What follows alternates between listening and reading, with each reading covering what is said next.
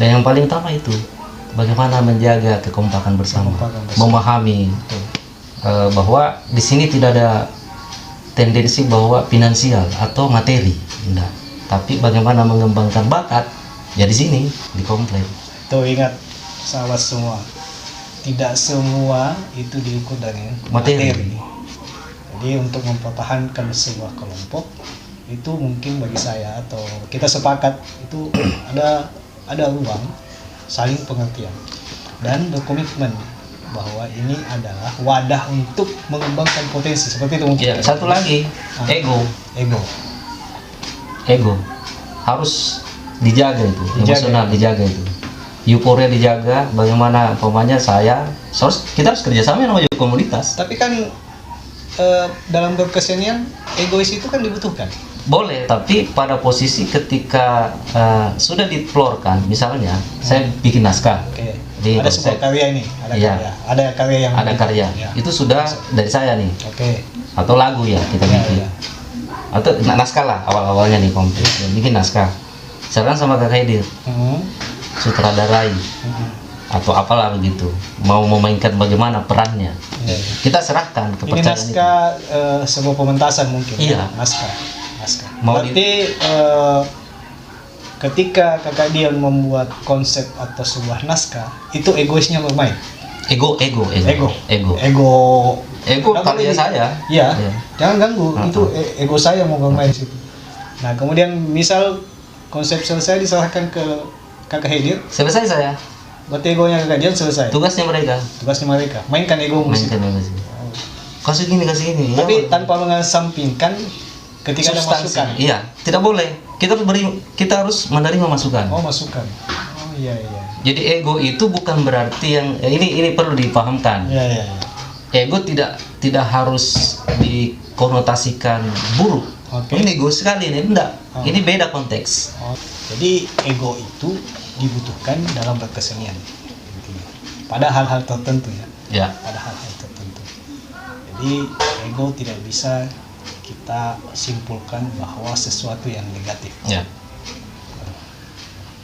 Sejak 2005 komplek dibentuk sampai tahun 2020 ini, itu sudah berapa generasi komplek?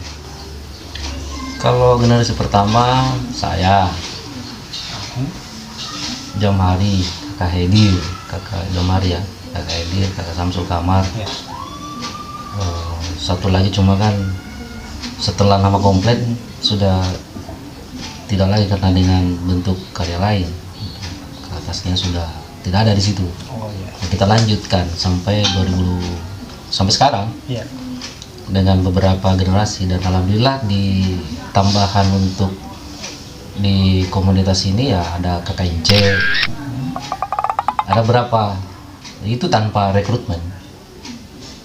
Itu juga menjadi sorotan selama ini bahwa kok tidak melalui rekrutmen, ya karena kita paguyuban itu berkumpul tidak ada tendensi lah itu tadi. Ayo deh ngumpul deh. Komplain dalam merekrut anggota dalam tanda kutip itu tidak mengeluarkan secara formal formulir pendaftaran, pembukaan pendaftaran misalnya.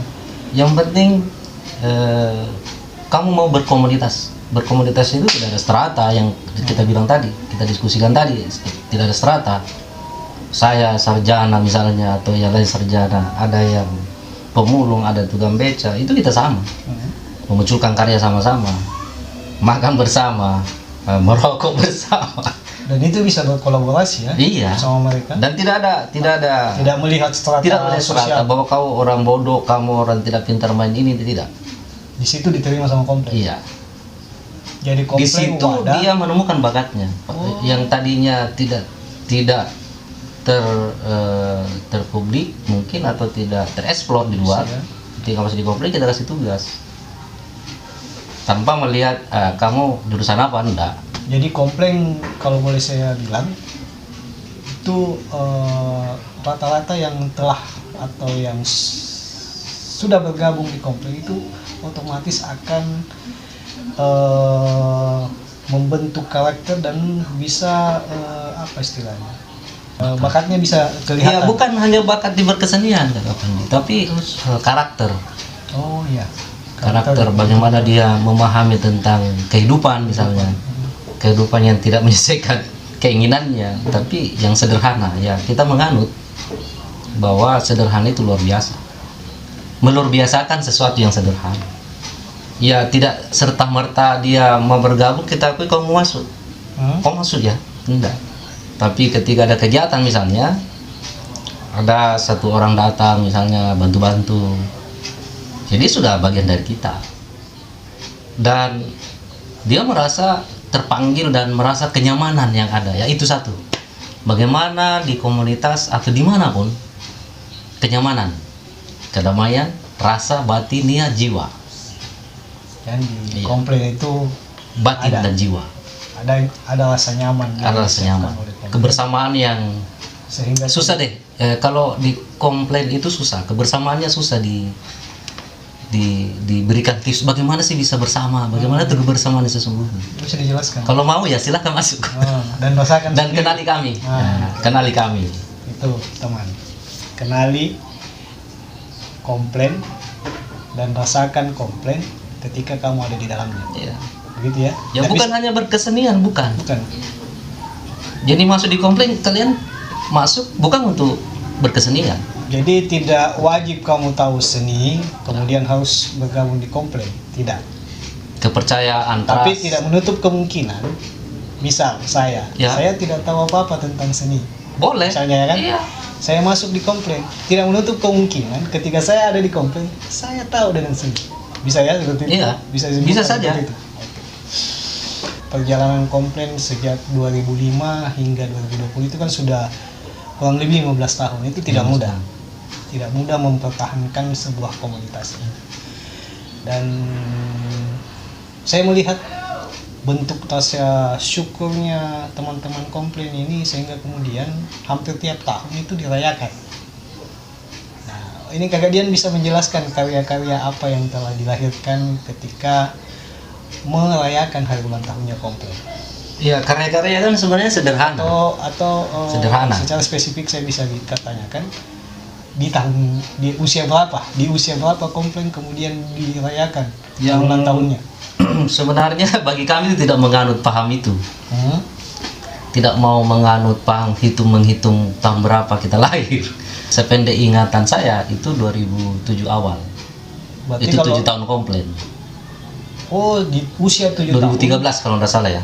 Iya, 2013. Itu Di usia 7 tahun itu pun komplain. juga tidak terencana dengan sendirinya seperti rapat diskusi. Iya, Jadi iya. kita bikin ini. Hanya getol saja mau tampil. terjadi begitu. Ya begitu saja. Tapi Teman-teman di usia 7 tahun komplain itu dirayakan. iya, Dirayakan.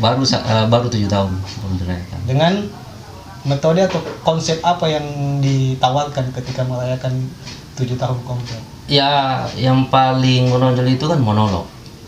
Monolog. Itu karya pertama monolog juga. Judulnya itu kalian Mah dan Perempuan. Mahal dan Perempuan. Mah dan Perempuan. Itu di usia 7 tahun Kemudian ada satu lagi Patun Rumbainea. Jadi itu awal ya kita teman-teman bikin. Awal dimana ketika Patun Rumbainea itu main sambil nari dia main gendang. Itu di hari yang sama Iya. ya. Di 7 Tapi tahun. awalnya 2008 pentas peradaban di Gor Maliling itu mendatangkan barongsai kalau tidak salah. Awal mula KKNC itu bergabung di situ. Oh, KKNC ya. Tapi yang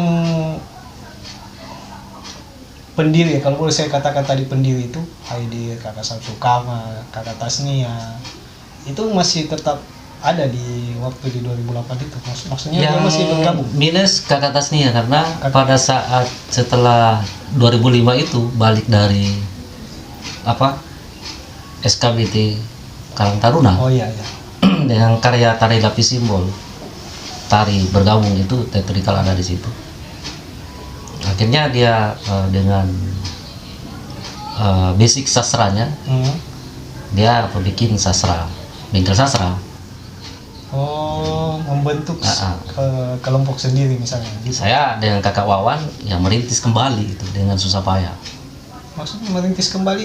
Apakah Ya. sempat bubar ini komplain kemudian merintis kembali? Bukan bubar, tapi suasananya pada saat itu Oh, suasana. ada dinamika yang apa? Ya mungkin dirasakanlah semua sanggar organisasi manapun, dinamika itu ada.